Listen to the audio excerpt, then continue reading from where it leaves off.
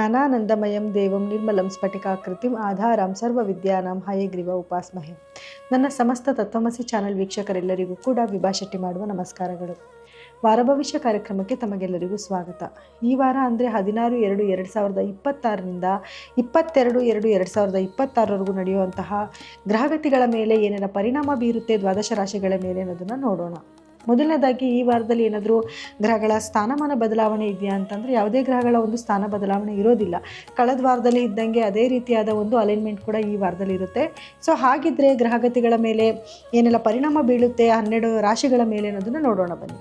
ಇನ್ನು ಮೇಷರಾಶಿಯವರಿಗೆ ಈ ವಾರದ ಫಲ ಹೇಗಿರುತ್ತೆ ಅಂತ ನೋಡಿದ್ರೆ ನೋಡಿ, ನಿಮ್ಮ ರಾಶಾಧಿಪತಿ ನಿಮ್ಮ ಒಂದು 10ನೇ ಮನೆಯಲ್ಲಿ ಕೂತ್ಕೊಂಡು ಸಂಚಾರ ಮಾಡ್ತಿದ್ದು, ಉಚ್ಚ ಸ್ಥಾನದಲ್ಲಿ ಕೂತ್ಕೊಂಡಿದ್ದು, ಅದೇ ರೀತಿ ಅಲ್ಲಿಂದನೇ ನಿಮ್ಮ ಲಗ್ನನೂ ಕೂಡ ಅಂದರೆ ರಾಶಿನೂ ಕೂಡ ನೋಡ್ತಾ ಇರೋದ್ರಿಂದ ಒಂದು ಅದ್ಭುತವಾದ ಸಮಯ, ಒಂದು ಒಳ್ಳೊಳ್ಳೆ ಅವಕಾಶಗಳು ನಿಮ್ಮನ್ನು ಹುಡ್ಕೊಂಡು ಬರುವಂಥದ್ದು. ನೀವು ಸ್ವಲ್ಪ ಎಫರ್ಟ್ ಆಗಿ ಕೆಲಸ ಮಾಡಿದ್ರೂ ಕೂಡ ಸಾಕು, ಅದರಲ್ಲಿ ನಿಮ್ಗೆ ಒಳ್ಳೆ ಅಭಿವೃದ್ಧಿನ ತಂದ್ಕೊಡುವಂಥ ಒಂದು ಟೈಮ್ ಆಗಿರುತ್ತೆ.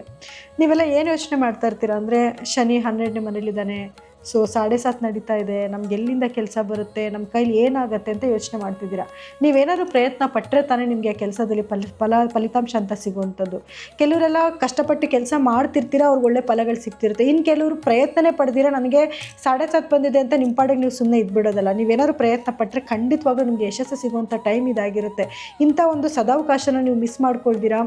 ಕೆಲಸಕ್ಕೆ ಸ್ವಲ್ಪ ಎಫರ್ಟ್ ಹಾಕಿ, ಅಂದರೆ ಎದುರ್ಕೋಬೇಡಿ. ಅಂದರೆ ಲಾಸ್ ಆಗುತ್ತಾ, ಅಯ್ಯೋ ನಾನು ಹೋಗ್ಲಾ ಬೇಡವಾ ಅಂತ ಯೋಚನೆ ಮಾಡೋದನ್ನ ಬಿಟ್ಟು ಮುನ್ನುಗ್ಗಿ ಹೋಗಿದ್ರೆ ಖಂಡಿತವಾಗ್ಲೂ ನೀವು ಈ ವಾರದಲ್ಲಿ ಯಶಸ್ಸನ್ನು ತಗೊಳ್ಳೋಂಥ ಒಂದು ಟೈಮ್ ಆಗಿರುತ್ತೆ. ಯಾಕಂದರೆ ಕುಜಗ್ರಹದ ಒಂದು ಸ್ಥಾನಮಾನ ಆಗಿರ್ಬೋದು, 11ನೇ ಮನೆಯಲ್ಲಿ ಸಾಕಷ್ಟು ಗ್ರಹಗಳು ಸಂಚಾರ ಮಾಡ್ತಿರೋದ್ರಿಂದ ಒಂದು ಒಳ್ಳೆ ಲಾಭ ಬರುವಂಥ ಟೈಮ್ ಆಗಿರುತ್ತೆ. ಸೊ ಈ ಟೈಮ್ನ ಮಿಸ್ ಮಾಡ್ಕೊಳ್ದಿರ ಅದನ್ನು ನೀವು ಸದಾವಕಾಶ ಮಾಡ್ಕೊಳ್ಳಿ. ಗುರುವಿನ ಅನುಗ್ರಹನೂ ತುಂಬ ಚೆನ್ನಾಗಿರುತ್ತೆ. ಮಕ್ಕಳು ಎಜುಕೇಷನಲ್ಲೂ ತುಂಬ ಮುಂದಿರ್ತಾರೆ. ಹಾಗೆ ಸ್ವಲ್ಪ ಅಧಿಕವಾದ ಖರ್ಚು ಕೂಡ ಹಾಗೇ ಇರುತ್ತೆ. ಅಂದರೆ ನೀವು ಎಷ್ಟು ಸಂಪಾದನೆ ಮಾಡ್ತಾ ಇದ್ದೀರೋ ಅದೇ ರೀತಿಯಲ್ಲಿ ಖರ್ಚು ಕೂಡ ನಿಮ್ಮ ಹಿಂದೆ ಇದ್ದೇ ಇರುತ್ತೆ. ಸೊ ಹಾಗಾಗಿ ಖರ್ಚೇನಾದ್ರು ಮಾಡಬೇಕಾದ್ರೆ ಸ್ವಲ್ಪ ಕೇರ್ಫುಲ್ಲಾಗಿ ಯೋಚನೆ ಮಾಡಿ. ಏನಾದ್ರು ಒಂದು ವಸ್ತು ತೊಗೊಳಕ್ಕೆ ಹೋಗ್ತಿದ್ದೀರಾ ಅಂತಂದಾಗ ಇದು ಸ್ವಲ್ಪ ಬೆಲೆ ಜಾಸ್ತಿ ಇದೆಯಾ ಅಥವಾ ತೊಗೋಬೇಕಾ ತೊಗೋಬಾರ್ದಾ ಅಂತ ಯೋಚನೆ ಮಾಡಿ ನಿರ್ಧಾರ ತೊಗೊಳ್ಳಿ. ಯಾಕಂದರೆ ನಿಮ್ಮ ಎಜುಕೇಷನ್ಗಾಗಿರ್ಬೋದು ಅಥವಾ ಟ್ರಾವೆಲ್ಗಾಗಿರ್ಬೋದು ಅಥವಾ ಆರೋಗ್ಯ ಸಮಸ್ಯೆಗಳಿಗಾಗಿರ್ಬೋದು ಅಥವಾ ನಿಮ್ಮ ವ್ಯಾಪಾರನ ಅಭಿವೃದ್ಧಿ ಮಾಡ್ಕೊಳ್ಳೋದಕ್ಕೆ ಆಗಿರ್ಬೋದು ಖರ್ಚಂತೂ ನಿಮಗೆ ಬರ್ತಾ ಇರುತ್ತೆ. ಸೊ ಇದನ್ನು ಬಿಟ್ಟು ಬೇರೆ ಖರ್ಚನ್ನ ಮಾಡಬೇಕು ಅಂತಂದಾಗ ಯೋಚನೆ ಮಾಡಿ ಸ್ವಲ್ಪ ನೀವು ಮುಂದುವರಿಯೋದು ಒಳ್ಳೆಯದು. ಇನ್ನು ಮನೆಯಲ್ಲಿ ವಾತಾವರಣ, ಗಂಡ ಹೆಂಡತಿ ಮಧ್ಯದಲ್ಲಿ ಬಾಂಡೇಜ್ ತುಂಬ ಚೆನ್ನಾಗಿರುತ್ತೆ. ಯಾಕಂದರೆ ಗುರುವಿನ ದೃಷ್ಟಿ ನಿಮಗೆ ಬಿದ್ದಿರೋದ್ರಿಂದ, ಅದೇ ರೀತಿ 11ನೇ ಭಾವಕ್ಕೂ ಗುರುವಿನ ಒಂದು ದೃಷ್ಟಿ ಇರೋದ್ರಿಂದ ಖಂಡಿತವಾಗ್ಲೂ ಈ ವಾರದಲ್ಲಿ ಸ್ವಲ್ಪ ನಿಮಗೆ ಏನು ಅಭಿವೃದ್ಧಿ ತುಂಬ ಚೆನ್ನಾಗಿರುತ್ತೆ. ಮತ್ತು ಮನೆಯಲ್ಲಿ ವಾತಾವರಣ ಮುಖ್ಯವಾಗಿ ಚೆನ್ನಾಗಿರುತ್ತೆ. ಎಷ್ಟೇ ಮಿಸ್ಅಂಡರ್ಸ್ಟ್ಯಾಂಡಿಂಗ್ ಬಂದರೂ ಕೂಡ ಅದನ್ನು ಹಂಗಂಗೆ ಸರಿ ಮಾಡ್ಕೊಂಡು ಹೋಗುವಂಥ ಟೈಮ್ ಇದಾಗಿರುತ್ತೆ. ಇನ್ನು ಕುಜನ ಒಂದು ಅನುಗ್ರಹನೂ ಅಷ್ಟೇ ನಿಮಗೆ 4ನೇ ಮನೆ ಮೇಲೆ ಬಿದ್ದಿರೋದ್ರಿಂದ ಭೂಮಿಗೆ ಸಂಬಂಧಪಟ್ಟ ವ್ಯವಹಾರಗಳಲ್ಲೂ ಕೂಡ ನಿಮಗೆ ಯಶಸ್ಸನ್ನು ತಂದುಕೊಡುವಂಥ ಟೈಮ್ ಆಗಿರುತ್ತೆ. ಇನ್ನು ಆರೋಗ್ಯದ ವಿಷಯ ಅಂತ ಬಂದಾಗ ಸ್ವಲ್ಪ ಸ್ಟ್ರೆಸ್ ಫೀಲ್ ಆಗ್ತೀರಾ. ಅಧಿಕವಾದ ಒತ್ತಡ, ಕೆಲಸದ ಒತ್ತಡ ಜಾಸ್ತಿ ಇರೋದ್ರಿಂದ ಸ್ವಲ್ಪ ನಿಮಗೆ ರೆಸ್ಟ್ ಇಲ್ಲದೆ ಇರೋದ್ರಿಂದ ಸ್ವಲ್ಪ ಒತ್ತಡ ಜಾಸ್ತಿ ಆಗುತ್ತೆ. ಇದರಿಂದ ಸ್ವಲ್ಪ ಬಾಡಿ ಪೇಯ್ನ್ ಬರುವಂಥದ್ದು ಈ ರೀತಿ ಆಗ್ತಾ ಇರುತ್ತೆ. ಸೊ ಪರಿಹಾರವಾಗಿ ಏನು ಮಾಡ್ಕೊಬೇಕು ಅಂತಂದರೆ, ಶನಿವಾರ ಸ್ವಲ್ಪ ತಲೆಗೆ ಎಣ್ಣೆ ಹಚ್ಕೊಂಡು ಸ್ನಾನ ಮಾಡ್ಕೊಳ್ಳಿ. ನಿಮ್ಮ ಕೈಲಿ ಸಾಧ್ಯ ಆದಷ್ಟು ಬಡವರಿಗೆ ಸ್ವಲ್ಪ ದಾನ ಧರ್ಮ ಮಾಡಿ, ಪ್ರತಿದಿನ ವ್ಯಾಯಾಮ ಮಾಡಿ, ಟೈಮ್ ಕರೆಕ್ಟಾಗಿ ಒಂದು ಸ್ವಲ್ಪ ಊಟ ಮಾಡೋದನ್ನು ಸ್ವಲ್ಪ ರೂಢಿ ಮಾಡ್ಕೊಳ್ಳಿ. ಹಾಗೆ ಒಂದು ಸ್ವಲ್ಪ ಮೆಡಿಟೇಷನ್, ಪ್ರತಿದಿನ ಒಂದು 10 ನಿಮಿಷ ನಿಮಗಾಗಿ ನೀವು ಮೆಡಿಟೇಷನ್ ಮಾಡಿ. ಸೊ ಈ ಸ್ಟ್ರೆಸ್ಸಿಂದ ನೀವು ಖಂಡಿತವಾಗ್ಲೂ ನೀವು ಈಚೆ ಬರ್ಬೋದು. ಪ್ರತಿದಿನ ಹನುಮಾನ್ ಚಾಲೀಸನ ಕೇಳಿ. ಇದರಿಂದ ಏನಾಗುತ್ತೆ, ಸ್ವಲ್ಪ ನಿಮಗೆ ಸಣ್ಣ ಪುಟ್ಟ ನೆಗೆಟಿವಿಟಿ ಅಂದರೆ ಆರೋಗ್ಯದ ಸ್ವಲ್ಪ ಸಣ್ಣ ಪುಟ್ಟ ಸಮಸ್ಯೆ ಬರ್ಬೋದಷ್ಟೇ, ಖರ್ಚು ಜಾಸ್ತಿ ಆಗುತ್ತೆ, ಅದೊಂದು ಸ್ವಲ್ಪ ನಿಮಗೆ ಅವಾಯ್ಡ್ ಆಗುತ್ತೆ. ಇನ್ನು ವೃಷಭ ರಾಶಿಯವರಿಗೆ ಈ ವಾರ ಹೇಗಿರುತ್ತೆ ಅಂತ ನೋಡಿದ್ರೆ ನೋಡಿ, 9, 10, 11 ಈ 3 ಮನೆಗಳಲ್ಲೂ ಕೂಡ ಗ್ರಹಗಳ ಅಲೈನ್ಮೆಂಟ್ ತುಂಬ ಚೆನ್ನಾಗಿದೆ ನಿಮಗೆ. ಸೊ ಇದರಿಂದ ಈ ವಾರ ತುಂಬ ಅತಿಯಾದ ಒಂದು ಲಾಭ ತಗೊಳ್ಳುವಂಥ ವಾರ ಆಗಿರುತ್ತೆ. 2ನೇ ಮನೆಯಲ್ಲಿ ಗುರು ಸ್ಥಾನ ಇದೆ, ಧನಸ್ಥಾನದಲ್ಲಿ ಗುರು ಇರೋದ್ರಿಂದ, ಕುಟುಂಬ ಸ್ಥಾನದಲ್ಲಿ ಗುರು ಇರೋದ್ರಿಂದ ಮನೇಲಿ ನಿಮ್ಮ ಮೇಲೆ ಸ್ವಲ್ಪ ಗೌರವ ಬರುವಂಥದ್ದು. ನೀವು ಆಡೋ ಮಾತಲ್ಲೂ ಕೂಡ ಅಷ್ಟೇ ಒಂದು ಸ್ಪಷ್ಟತೆ ಆಗಿರ್ಬೋದು, ಅಥವಾ ನಿಮ್ಮ ಮಾತಿಗೆ ಜನ ಬೆಲೆ ಕೊಡುವಂಥದ್ದು, ಗೌರವ ಕೊಡುವಂಥ ಒಂದು ಸಂದರ್ಭ ಕೂಡ ಕ್ರಿಯೇಟ್ ಆಗುತ್ತೆ. ಮನೆಯಲ್ಲೂ ಕೂಡ ಕುಟುಂಬಸ್ಥರು ನಿಮ್ಮನ್ನು ಗೌರವಿಸುವಂಥದ್ದು, ಮತ್ತು ನಿಮಗೆ ಹಣದ ಹರಿವು ತುಂಬ ಚೆನ್ನಾಗಿರುವಂಥದ್ದು. ಅಂದರೆ ಒಂದು ಅಧಿಕವಾದ ಸಂಪಾದನೆ, ಅಂದರೆ ನೀವು ಸ್ವಲ್ಪ ಯಾವುದನ್ನು ಕೆಲಸದಲ್ಲಿ ಕೈ ಇಟ್ಟರೂ ಕೂಡ ಅದರಲ್ಲಿ ಯಶಸ್ಸು ತೊಗೊಂಬಂದು ಕೊಡುವಂಥದ್ದು. ಯಾಕೆಂದರೆ ನೋಡಿ, ಅದೃಷ್ಟದ ಮನೆಯಲ್ಲಿ ಒಂದು ಅದೃಷ್ಟ ತೊಗೊಂಬಂದು ಕೊಡುವಂಥದ್ದು, 10ನೇ ಮನೆ ಅಂದರೆ ನಿಮಗೆ ಕೆಲಸನ ತೊಗೊಂಬಂದು ಕೊಡುವಂಥದ್ದು, 11ನೇ ಮನೆ ಲಾಭ ತಂದು ಕೊಡುವಂಥದ್ದು. ಎಲ್ಲ ಮನೆಗಳಲ್ಲೂ ಗ್ರಹಗಳ ಅಲೈನ್ಮೆಂಟು ನಿಮಗೆ ತುಂಬ ಚೆನ್ನಾಗಿದೆ. ಸ್ವಲ್ಪ ನಿಮಗೆ ಲೇಸಿ ಫೀಲ್ ಆಗಬಹುದು, ಆದರೆ ಅದನ್ನು ಬಿಟ್ಟು ನೀವು ಈಚೆ ಕಡೆ ಕೆಲಸ ಮಾಡಬೇಕಾಗಿ ಬರುತ್ತೆ. ಇನ್ನು ನಿಮ್ಮ ಏನು 6ನೇ ಭಾವಕ್ಕೆ ಗುರುವಿನ ದೃಷ್ಟಿ ಇರೋದ್ರಿಂದ ಪ್ರಮೋಷನ್ ಆಗುವಂಥದ್ದು. ಯಾರೆಲ್ಲ ಕೆಲಸ ಮಾಡ್ತಾ ಇದ್ದೀರಾ, ತುಂಬ ದಿವಸದಿಂದ ಪ್ರಮೋಷನ್ ಆಗಿಲ್ಲ ನಮಗೆ ಅಥವಾ ಟ್ರಾನ್ಸ್ಫರ್ ಆಗಿಲ್ಲ ಅಂತ ಯಾರು ಓಡಾಡ್ತಿದ್ದೀರಾ, ಅವರೆಲ್ಲರಿಗೂ ಕೂಡ ಸ್ವಲ್ಪ ಪ್ರಯತ್ನ ಪಟ್ಟರೆ ಖಂಡಿತವಾಗ್ಲೂ ನಿಮಗೆ ಏನು ನೀವು ಅಂದ್ಕೊಂಡಿರುವಂಥ ಕೆಲಸಗಳಾಗುವಂಥ ಒಂದು ಟೈಮ್ ಇದಾಗಿರುತ್ತೆ. ಸೊ ಇದನ್ನು ಸದುಪಯೋಗ ಪಡಿಸ್ಕೊಳ್ಳಿ. ಇನ್ನು ವಿದ್ಯಾರ್ಥಿಗಳಿಗೂ ಎಜುಕೇಷನಲ್ಲಿ ಬಹಳಷ್ಟು ಮುಂದಿರುವಂಥದ್ದು. ಕಾಂಪಿಟೇಟಿವ್ ಎಕ್ಸಾಮ್ಸ್ ಏನಾದರೂ ಬರೀತಿದ್ದೀರಾ ಅಂದರೆ ಅದರಲ್ಲಿ ನಿಮಗೆ ಪಾಸ್ ಆಗ್ತೀರಾ. ಮತ್ತು ಮನೆಯಲ್ಲಿ ವಾತಾವರಣ ತುಂಬ ಚೆನ್ನಾಗಿರುತ್ತೆ, ಒಳ್ಳೊಳ್ಳೆ ಶುಭ ಕಾರ್ಯಗಳನ್ನ ಮಾಡುವಂಥದ್ದು. ಹೆಂಗೂ ಕಂಕಣ ಬಲ ಕೂಡ ಬಂದಿದೆ, ಮನೆಯಲ್ಲಿ ಮದುವೆ ಕಾರ್ಯಗಳಾಗುವಂಥ ಟೈಮ್ ಕೂಡ ಇದಾಗಿರುತ್ತೆ. ಸೊ ಇದೊಂದು ಅದ್ಭುತವಾದ ಸಮಯ ಆಗಿರುತ್ತೆ ವೃಷಭ ರಾಶಿಯವರಿಗೆ. ಇನ್ನು ಆರೋಗ್ಯದ ವಿಷಯ ಅಂತ ಬಂದರೆ ಸ್ವಲ್ಪ ನಿಮಗೆ ರೆಸ್ಟ್ಲೆಸ್ ಫೀಲ್ ಆಗ್ತೀರಾ, ಸ್ವಲ್ಪ ಬಾಡಿ ಪೇನ್ ಬರುವಂಥದ್ದು, ಈ ರೀತಿ ಸಣ್ಣ ಪುಟ್ಟ ಸಮಸ್ಯೆಗಳು ನಿಮ್ಮನ್ನು ಕಾಡುತ್ತೆ ಬಿಟ್ಟರೆ ಬೇರೆ ಯಾವುದೋ ಅಂಥ ಮೇಜರ್ ಪ್ರಾಬ್ಲಮ್ಸ್ ಈ ವಾರದಲ್ಲಿ ನಿಮಗೆ ಕಾಣಿಸ್ತಾ ಇಲ್ಲ. ಸೊ ಹಾಗಾಗಿ ಪರಿಹಾರವಾಗಿ ಏನು ಮಾಡ್ಕೊಬೇಕು ಅಂತಂದರೆ ಸ್ವಲ್ಪ ಶುಕ್ರ ಗ್ರಹದ ಆರಾಧನೆ ಮಾಡ್ಕೊಳ್ಳಿ. ಗುರುವಾರ ಗುರುಗಳ ದೇವಸ್ಥಾನಕ್ಕೆ ಹೋಗಿ ಗುರುಗಳ ಆಶೀರ್ವಾದ ತಗೊಳ್ಳಿ. ಬಡವರಿಗೆ ನಿಮ್ಮ ಕೈಲಿ ಸಾಧ್ಯ ಆದಷ್ಟು ನಿಮ್ಮ ಕೈಲಿ ಶನಿವಾರ ದಿವಸ ಸಂಜೆ 6 ಗಂಟೆ ಅಥವಾ 5 ಗಂಟೆ ನಂತರ ಬಡವರಿಗೆ ಸ್ವಲ್ಪ ದಾನ ಧರ್ಮ ಮಾಡಿ. ಇದಿಷ್ಟು ಮಾಡಿಕೊಂಡ್ರೆ ವೃಷಭ ರಾಶಿಯವರಿಗೆ ಒಂದು ಅದ್ಭುತವಾದ ಸಮಯ ಈ ವಾರ. ಇನ್ನು ಮಿಥುನ ರಾಶಿಯವರಿಗೆ ಈ ವಾರದಲ್ಲಿ ನಿಮ್ಮ ಫಲ ಹೇಗಿರುತ್ತೆ ಅಂತ ನೋಡಿದ್ರೆ, ನಿಮ್ಮ ರಾಶಾಧಿಪತಿ 9ನೇ ಮನೆಯಲ್ಲಿ ಸಂಚಾರ ಮಾಡ್ತಾ ಇದೆ. ಇದರಿಂದ ಏನಾಗುತ್ತೆ ಅಂದರೆ ಒಳ್ಳೆಯ ಉದ್ಯೋಗ ಅವಕಾಶಗಳು ನಿಮ್ಮನ್ನು ಹುಡ್ಕೊಂಡು ಬರುವಂಥದ್ದು, ಉದ್ಯೋಗ ಅಂತಲೇ ಅಲ್ಲ, ಒಳ್ಳೊಳ್ಳೆ ಅದೃಷ್ಟಗಳು ನಿಮ್ಮನ್ನು ಹುಡ್ಕೊಂಡು ಬರುವಂಥದ್ದು. ಅದು ಆಸ್ತಿಗೆ ಸಂಬಂಧಪಟ್ಟಿರುವಂಥದ್ದಾಗಿರ್ಬೋದು, ಅಥವಾ ಯಾವುದಾದ್ರೂ ನಿಮ್ಮ ಕೆಲಸಕ್ಕೆ ಏನಾದರೂ ಪ್ರಯತ್ನ ಪಟ್ಟಿದ್ರೆ ಕೆಲಸದ ವಿಷಯ ಆಗಿರ್ಬೋದು, ಕಂಕಣ ಬಲ ಕೂಡ ಬರುವಂಥ ಟೈಮ್ ಕೂಡ ಇದಾಗಿರುತ್ತೆ. ಒಂದು ಒಳ್ಳೆ ರೀತಿಯಿಂದ ಒಂದು ಒಳ್ಳೆ ವರ ಆಗಿರ್ಬೋದು, ವಧು ಆಗಲಿ ನಿಮಗೆ ಬರುವಂಥದ್ದಾಗಿರ್ಬೋದು, ಮದುವೆ ನಿಶ್ಚಯ ಆಗುವಂಥದ್ದು, ಇದೆಲ್ಲ ಶುಭ ಕಾರ್ಯಗಳಾಗುವಂಥ ಒಂದು ಸಮಯ ಇದಾಗಿರುತ್ತೆ. ಯಾಕೆಂದರೆ ನಿಮ್ಮ 7ನೇ ಭಾವಕ್ಕೆ ಗುರುವಿನ ದೃಷ್ಟಿ ಇದೆ, 5ನೇ ಭಾವಕ್ಕೆ ಗುರುವಿನ ದೃಷ್ಟಿ ಇದೆ, 9ನೇ ಭಾವಕ್ಕೂ ಕೂಡ ಗುರುವಿನ ದೃಷ್ಟಿ ಇರೋದ್ರಿಂದ ಒಂದು ಅದೃಷ್ಟಕರವಾದ ಸಮಯ ಇದಾಗಿರುತ್ತೆ. ಏನೇ ಆದರೂ ಕೂಡ ಗುರು ನಿಮ್ಮ ಲಗ್ನದಲ್ಲೇ ಸಂಚಾರ ಮಾಡ್ತಿರೋದ್ರಿಂದ ಸ್ವಲ್ಪ ಏನೋ ಒಂಚೂರು ನಿಮಗೆ ಮಾನಸಿಕವಾದ ಒಂದು ನೆಮ್ಮದಿ ಇರೋದಿಲ್ಲ. ಎಲ್ಲ ನಿಮಗೆ ಅನುಕೂಲಗಳು ಆಗ್ತಾ ಇದ್ರೂ ಕೂಡ ಏನೋ ಸ್ವಲ್ಪ ಯೋಚನೆ ಮಾಡುವಂಥದ್ದು. ಏನೋ ಇವಾಗ ಮದುವೆ ಆಗ್ತಿದೆ, ಮದುವೆ ಸೆಟ್ ಆಗ್ತಿದೆ ಅಂದರೆ ಅಯ್ಯೋ ನಮ್ಮ ತವ್ರ ಮನೆ ಬಿಟ್ಟು ಹೋಗ್ಬೇಕಲ್ಲ ಅಂತ ಅನ್ನೋದು ಕೆಲವರು, ಮದುವೆ ಸೆಟ್ ಆಗ್ತಿದೆ ಅಂದರೆ ಇಲ್ಲಿ ಹುಡುಗನ ಮನೇಲಿ ಅಯ್ಯೋ ಇಷ್ಟು ಖರ್ಚಾಗುತ್ತಲ್ಲ ಅನ್ನೋವಂಥದ್ದು. ಈ ರೀತಿ ಏನೋ ಒಂದು ಸಣ್ಣ ಪುಟ್ಟ ಗೊಂದಲಗಳು ಸ್ವಲ್ಪ ತಲೆನಲ್ಲಿ ಓಡ್ತಾನೆ ಇರುತ್ತೆ. ಇನ್ನು ವಿದ್ಯಾರ್ಥಿಗಳಿಗೂ ಕೂಡ ಎಜುಕೇಷನಲ್ಲಿ ಬಹಳಷ್ಟು ಮುಂದಿರ್ತೀರ. ಸ್ವಲ್ಪ ಎಫರ್ಟ್ ಹಾಕಿ ಓದಿದ್ರೆ ಸಾಕು, ಎಜುಕೇಷನಲ್ಲಿ ತುಂಬ ಮುಂದಿರುವಂಥ ಸಮಯ ಇದಾಗಿರುತ್ತೆ. ಇನ್ನು ಕೆಲಸದಲ್ಲಿ ಒಳ್ಳೊಳ್ಳೆ ಅವಕಾಶಗಳು ನಿಮ್ಮನ್ನು ಹುಡ್ಕೊಂಡು ಬರ್ತಾ ಇರುತ್ತೆ. ಸ್ವಲ್ಪ ನೀವು ಅದನ್ನು ಶ್ರದ್ಧೆ ಇಟ್ಟು ಕೆಲಸ ಮಾಡಿದ್ರೆ ಒಳ್ಳೆ ಲಾಭ ತಗೊಳ್ಳುವಂಥ ಟೈಮ್ ಕೂಡ ಆಗಿರುತ್ತೆ. ಇನ್ನು ಉದ್ಯೋಗಸ್ಥರಿಗೂ ಕೂಡ ಎಜುಕೇಷನಲ್ಲಿ ಸ್ವಲ್ಪ ಏನು ಪ್ರಮೋಷನ್ ಸಿಗುವಂಥದ್ದಾಗಿರ್ಬೋದು, ಅಥವಾ ಸ್ವಲ್ಪ ಪ್ರಯತ್ನ ಪಟ್ಟರೆ ನಿಮಗೆ ಮೇಲಧಿಕಾರಿಗಳಿಂದ ಏನು ಪ್ರಶಂಸೆ ಸಿಗುವಂಥದ್ದಾಗಿರ್ಬೋದು, ಗೌರವ ಸಿಗುವಂಥ ಟೈಮ್ ಕೂಡ ಇದಾಗಿರುತ್ತೆ. ಇನ್ನು ಆರೋಗ್ಯದ ವಿಷಯ ಅಂತ ಬಂದಾಗ ಆರೋಗ್ಯದಲ್ಲಿ ಸ್ವಲ್ಪ ಸಣ್ಣ ಏರುಪೇರುಗಳಾಗುತ್ತೆ. ಯಾಕೆ ಅಂತಂದರೆ ಸಾಕಷ್ಟು ಗ್ರಹಗಳು ನಿಮ್ಮ 9ನೇ ಮನೆಯಲ್ಲಿ ಮತ್ತು 8ನೇ ಮನೆಯಲ್ಲಿ ಸಂಚಾರ ಮಾಡ್ತಾ ಇರೋದ್ರಿಂದ ಸ್ವಲ್ಪ ನಿಮಗೆ ರೆಸ್ಟ್ಲೆಸ್ ಫೀಲ್ ಆಗುವಂಥದ್ದು, ಅಥವಾ ಆರೋಗ್ಯದಲ್ಲಿ ರಕ್ತದಲ್ಲಿ ಏರುಪೇರುಗಳಾಗುವಂಥದ್ದು, ತಲೆನೋವು ಬರುವಂಥದ್ದು, ಸ್ಟಮಕ್ ಇನ್ಫೆಕ್ಷನ್ ಆಗುವಂಥದ್ದು, ಈ ರೀತಿ ಸಣ್ಣ ಪುಟ್ಟ ಸಮಸ್ಯೆಗಳು ನಿಮ್ಮನ್ನು ಕಾಡುತ್ತೆ. ಸೊ ಸಕಾಲಕ್ಕೆ ನೀವು ಅದನ್ನು ಮೆಡಿಸನ್ ತೊಗೊಳ್ಳೋವಂಥದ್ದು ಅಥವಾ ಆಹಾರ ಕ್ರಮನ ಸರಿ ಮಾಡಿಕೊಂಡ್ರೆ ನಿಮಗೇನು ಇದೆಲ್ಲ ನೆಗೆಟಿವಿಟಿ ಆಗ್ತಿದೆ ಖಂಡಿತವಾಗ್ಲೂ ಅದರಿಂದ ನೀವು ಈಚೆ ಬರ್ಬೋದು. ಇಷ್ಟಾಗೋಯ್ತು ಆರೋಗ್ಯ ಸಮಸ್ಯೆನೇ ಹೇಳ್ಬಿಟ್ರಲ್ಲ ಮತ್ತು ನಮಗೆಲ್ಲ ಲಾಭ ಬಂದೇನು ಪ್ರಯೋಜನ ಅಂತ ಯೋಚನೆ ಮಾಡೋ ಬದಲಾಗಿ ಆಹಾರ ಕ್ರಮನ ಸ್ವಲ್ಪ ಸರಿ ಮಾಡ್ಕೊಳ್ಳಿ, ವ್ಯಾಯಾಮ ಮಾಡಿ, ಮೆಡಿಟೇಷನ್ ಮಾಡಿ. ಇದರಿಂದ ಸ್ವಲ್ಪ ನಿಮಗೆ ಏನು ನೆಗೆಟಿವಿಟಿ ಆಗ್ತಿದೆ ಅದರಿಂದ ಖಂಡಿತ ನೀವು ಈಚೆ ಬರಬಹುದು. ಇನ್ನು ಪರಿಹಾರವಾಗಿ ಏನು ಮಾಡ್ಕೊಬೇಕು ಅಂದರೆ ಗುರುಗಳ ಧ್ಯಾನ ಮಾಡಿ, ಪ್ರತಿದಿನ ನೀವು ವಿಷ್ಣು ಸಹಸ್ರನಾಮನ ಕೇಳಿ. ಇದರಿಂದ ಸ್ವಲ್ಪ ನಿಮಗೆ ಏನೋ ಒಂದು ಉತ್ತಮವಾದ ಒಂದು ಅಭಿವೃದ್ಧಿ ನಿಮ್ಮ ಜೀವನದಲ್ಲಿ ಆಗ್ತಾ ಹೋಗ್ತಾ ಇರುತ್ತೆ. ಇನ್ನು ಕಟಕ ರಾಶಿಯಲ್ಲಿ ಹುಟ್ಟಿರೋರಿಗೆ ಈ ವಾರ ಹೇಗಿರುತ್ತೆ ಅಂತ ನೋಡಿದ್ರೆ ನೋಡಿ, ಮೊದಲನೇದಾಗಿ ಕಟಕ ರಾಶಿಯವರಿಗೆ 12ರಲ್ಲಿ ಗುರುವಿನ ಸಂಚಾರ ಇರೋದ್ರಿಂದ ಅಧಿಕವಾದ ಖರ್ಚಾಗ್ತಾ ಇರುತ್ತೆ.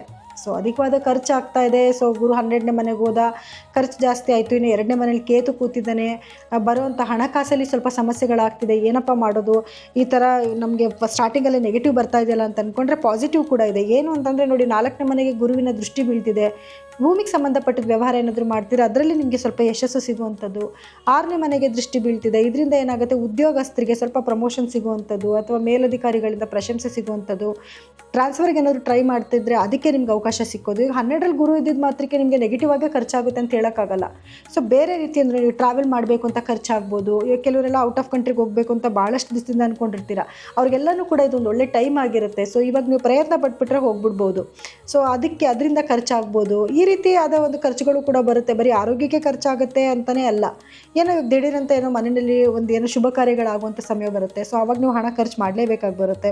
ಸೊ ಈ ರೀತಿಯಿಂದ ಸ್ವಲ್ಪ ನಿಮಗೆ ಹಣದ ಖರ್ಚು ಸ್ವಲ್ಪ ಜಾಸ್ತಿ ಆಗ್ತಾ ಹೋಗ್ತಾ ಇರುತ್ತೆ. ಇದು ಬಿಟ್ಟರೆ ನಿಮಗೆ ಇನ್ನು ಸಾಕಷ್ಟು ಗ್ರಹಗಳು ನಿಮ್ಮ 7ನೇ ಮನೆ ಮತ್ತು 8ನೇ ಮನೇಲಿ ಸಂಚಾರ ಮಾಡ್ತಾ ಇರೋದ್ರಿಂದ ನೋಡಿ, 8ನೇ ಮನೇಲಿ ಗ್ರಹಗಳ ಸಂಚಾರ ಇದ್ದಾಗ ಏನಾಗುತ್ತೆ, ಸ್ವಲ್ಪ ಆರೋಗ್ಯದಲ್ಲಿ ಏರುಪೇರಾಗುತ್ತೆ. ಅಂದರೆ ಸ್ವಲ್ಪ ಸ್ಟಮಕ್ ಇನ್ಫೆಕ್ಷನ್ ಆಗುವಂಥದ್ದು, ಅಥವಾ ಹೀಟಿಗೆ ಸಂಬಂಧಪಟ್ಟಿದ್ದ ಪ್ರಾಬ್ಲಮ್ಗಳಾಗೋದು. ಈ ಥರ ಸಮಸ್ಯೆ ಬಂದರೂ ಕೂಡ ಅದೇ ಜಾಗದಲ್ಲಿ ಗುರುವಿನ ದೃಷ್ಟಿ ಕೂಡ ಇರೋದ್ರಿಂದ ಏನಾಗುತ್ತೆ, ಸ್ವಲ್ಪ ನಿಮ್ಗೆ ಆ ಸಮಸ್ಯೆಗೆ ಪರಿಹಾರ ಸಿಕ್ಬಿಡುತ್ತೆ.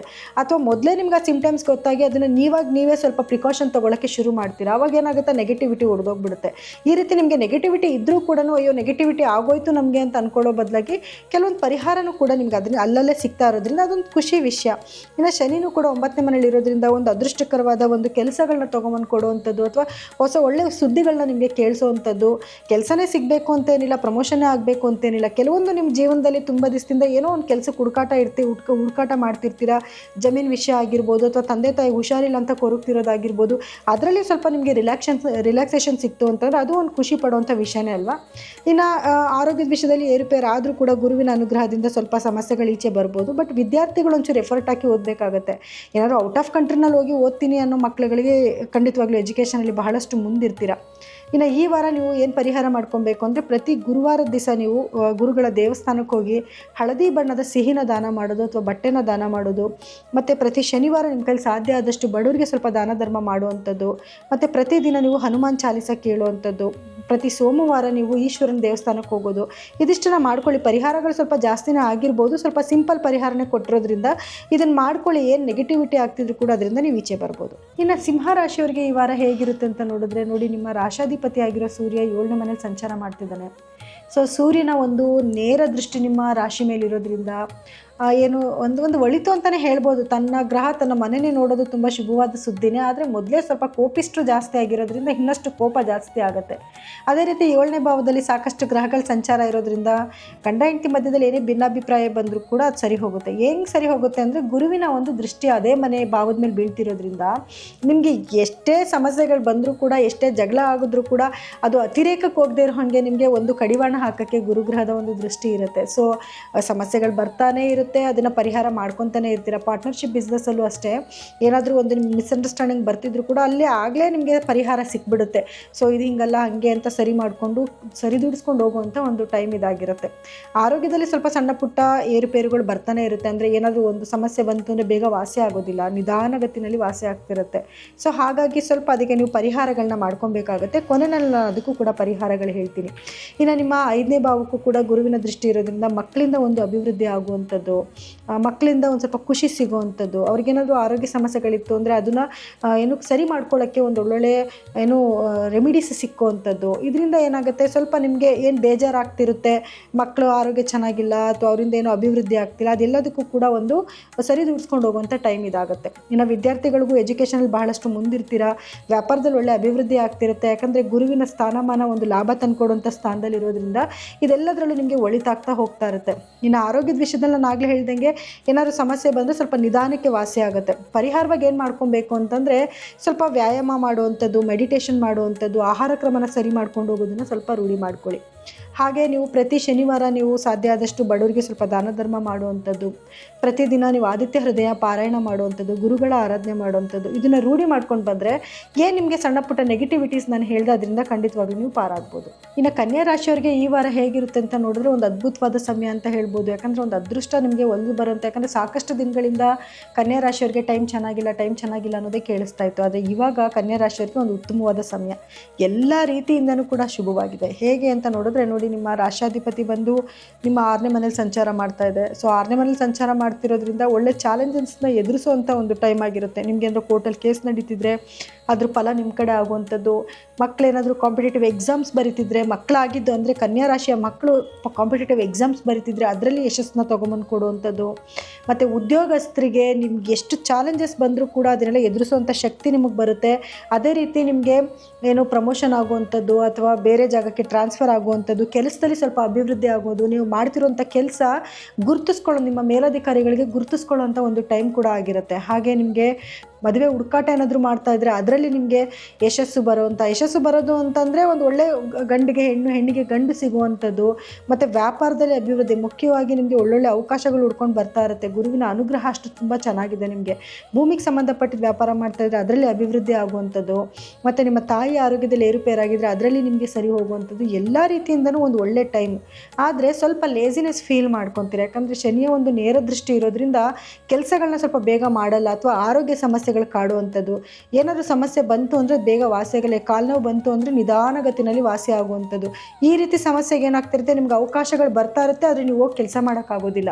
ಆದರೆ ಸ್ವಲ್ಪ ನೀವೇನು ಮಾಡಬೇಕು, ಪರಿಹಾರವಾಗಿ ಏನು ಮಾಡ್ಕೊಬೇಕು ಅಂದರೆ ಸ್ವಲ್ಪ ನೀವು ಆಹಾರ ಕ್ರಮನ ಸರಿ ಮಾಡ್ಕೋಬೇಕು. ಸ್ವಲ್ಪ ಡೈಲಿ ನೀವು ನಿಮ್ಮ ಕೈಲಿ ಸಾಧ್ಯ ಆಗದೆ ಹೋದ್ರೂ ಸ್ವಲ್ಪನಾದ್ರು ವ್ಯಾಯಾಮ ಮಾಡುವಂಥದ್ದು, ಮೆಡಿಟೇಷನ್ ಮಾಡುವಂಥದ್ದು, ಅಥವಾ ಮೆಡಿಸನ್ ನೀವೇನಾದ್ರು ತೊಗೊಳ್ಳೋರಾಗಿದ್ದರೆ ಸಕಾಲಕ್ಕೆ ಕರೆಕ್ಟಾಗಿ ಮೆಡಿಸನ್ ತೊಗೊಳ್ಳೋದು, ಇದೆಲ್ಲ ಮಾಡ್ಕೊಂಡ್ರೇನಾಗುತ್ತೆ, ಈ ಲೇಸಿನೆಸ್ಸಿಂದನೂ ಕೂಡ ನೀವು ಈಚೆ ಬಂದು ಕೆಲಸನ ಮಾಡ್ಬೋದು.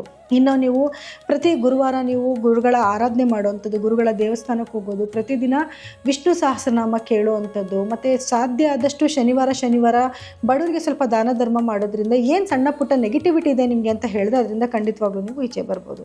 ಇನ್ನು ತುಲಾರಾಶಿಯವರಿಗೆ ಈ ವಾರ ತುಂಬ ಅದೃಷ್ಟಕರವಾದ ಒಂದು ಸಮಯನೇ ಆಗಿರುತ್ತೆ. ಯಾಕೆ ಅಂತಂದರೆ ನೋಡಿ, ಗುರು 9ನೇ ಮನೇಲಿ ಕೂತ್ಕೊಂಡಿದ್ದಾನೆ, ಗುರುಬಲ ಬಂದಿದೆ, ಹಾಗೆ ಗುರುವಿನ ದೃಷ್ಟಿ ಕೂಡ ರಾಶಿಗೆ ಬೀಳ್ತಾ ಇದೆ, ಅದು ಕೂಡ ಒಂದು ಖುಷಿ ವಿಚಾರ. ಅದೇ ರೀತಿ 5ನೇ ಮನೆಯಲ್ಲಿ ನಿಮ್ಮ ರಾಶಾಧಿಪತಿ ಕೂತ್ಕೊಂಡಿದ್ದಾನೆ, ಅದೇ 5ನೇ ಮನೆಗೆ ಗುರುವಿನ ದೃಷ್ಟಿನೂ ಕೂಡ ಬಿದ್ದಿದೆ. ಸೊ ಎಲ್ಲ ರೀತಿಯಿಂದ ನೋಡೋಕ್ಕೋದ್ರೆ ತುಲಾರಾಶಿಯವರಿಗೆ ಒಂದು ಅದ್ಭುತವಾದ ಸಮಯ ಇದಾಗಿರುತ್ತೆ. ಸೊ ಏನು ಕೆಲಸ ಬೇಕಾದರೂ ನೀವು ಮಾಡ್ಬೋದು. ಯಾರೆಲ್ಲ ಪ್ರೇಮಿಗಳಿದ್ದೀರಾ ಅವ್ರ ಜೀವನದಲ್ಲಿ ತುಂಬ ಒಂದು ಖುಷಿ ವಾತಾವರಣ ಇರುತ್ತೆ, ಒಳ್ಳೆ ಬಾಂಡೇಜ್ ಕ್ರಿಯೇಟ್ ಆಗಿರುತ್ತೆ. ಹಾಗೆ ಮದುವೆ ಹುಡುಕಾಟದಲ್ಲಿ ಯಾರೆಲ್ಲ ಇದ್ದೀರಾ ಅವ್ರಿಗೆಲ್ಲ ಒಂದು ಮದುವೆ ಕಂಕಣ ಬಲ ಕೂಡಿ ಬರುವಂಥ ಟೈಮ್ ಆಗಿರುತ್ತೆ. ಸೊ ಒಳ್ಳೆ ವಧು ವರ ಸಿಗುವಂಥ ಟೈಮ್ ಕೂಡ ಇದಾಗಿರುತ್ತೆ.